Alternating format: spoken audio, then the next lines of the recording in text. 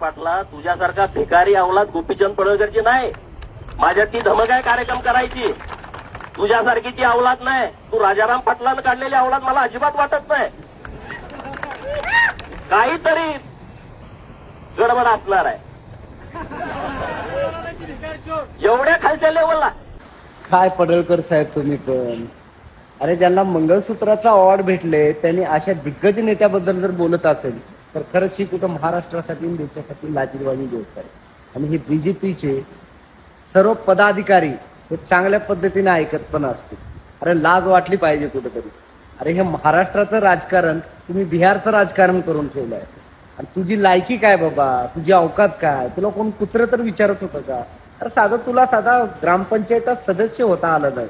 तू एवढ्या मोठ्या महाराष्ट्राच्या नेत्याचा बाप काढतो.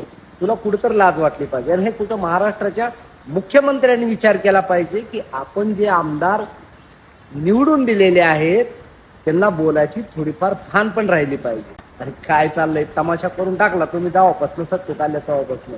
आणि काय माहिती या सत्तेमुळं आणखीन लोकांना किती त्रास होणार आहे.